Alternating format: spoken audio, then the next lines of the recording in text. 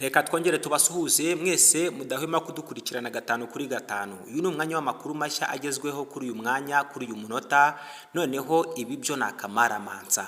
Abana babiri biga ku kigo cy'amashuri kibanza cya Ngara barwaniye mu ishuri bapfa umwembe, umwe biza kumuviramo gupfa, aza kubura ubuzima.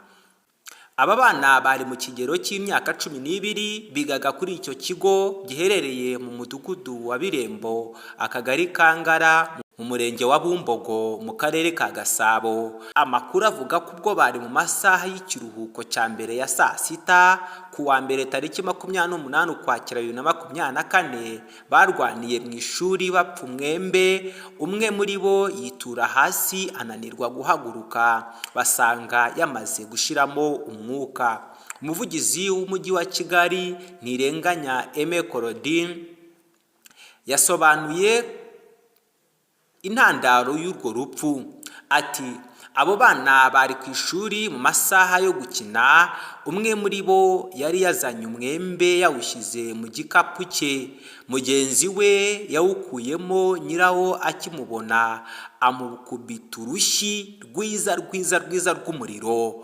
Undi nawe mu kugerageza kwirwanaho amukubita ingumi ebyiri, bikimubaho yitura hasi ananirwa guhaguruka. Abana babibonye bihutiye gutabaza abarimu, bamugeraho bamuryamisha ahantu, bahita bahamagara imbangukiragutabara ngo imujyane kwa muganga. Mu kumugeraho barebye basanga yamaze gushiramo umwuka. Aime Claudine, umuvugizi w'umujyi wa Kigali, yatangaje ko hateganijwe iperereza rya RIB riza kujyanirana no gufata ibipimo harebwe niba koko urupfu rw'uwo mwana rufitanye isano n'izo ngumi yakubiswe cyangwa se niba hari ubundi burwayi yari afite. Abasanzwe bazi uwo mwana bavuga ko nta bundi burwayi yagiraga. Aime Claudine Ntirenganya ahamagarira ababyeyi kujya babanza kugenzura ko umwana ibyo atwaye ku ishuri byemewe neza. Nibi kandi bikomeje gutera amakimbirane hirya no hino, aho abana bagenda bakorana urugomo bitandukanye bitewe n'utuntu twahenaheha abana baba batwaye ku mashuri, dore ko abarimu babo akenshi baba batarabutswe iby'umwana yapfunyitse mu gikapu cye cyangwa se mu baga. Mu gihe umwarimu agize ngo arasohoze cyangwa se amasaha yo gukina arageze, ugasanga kururu zatangiye mu ishuri. Aya ni amakuru atugeraho vuba ahangaha, dore ko ababyeyi bakimara kumva iyi nkuru baguye mu kantu. Ubu bakaba bategereje icyo ubuyobozi buzagaragaza icyo umwana yazize koko, dore ko bo bashidikanya bibaza bati ese iyo ngumi yaba ari yayindi ya wa mugabo ukubita ingumi zikagendamo n'umuriro.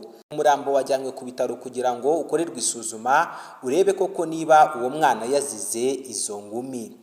Amakuru nk'aya ngaya acaho buri munsi uko umunsi utambutse, kandi turabararikira kugira ngo niba koko ukunze ibiganiro byacu, amakuru mashyashya yasohotse mu binyamakuru bitandukanye abereye mu byaro hirya no hino ku mugabane wa Afurika, hirya no hino ku isi, wowe kanda subscribe kugira ngo ibiganiro byacu bijye bikugeraho gatanu kuri gatanu. Wowe wakanze subscribe turagushimiye, ariko kanda kunzogera kugira ngo ubashe guha agaciro ikiganiro cyacu, kandi n'ibindi biganiro bijye bibasha kukugeraho gatanu kuri gatanu. Murakoze. Ni Ildefonse Habimana Rwanda, mbaye mbashimiye.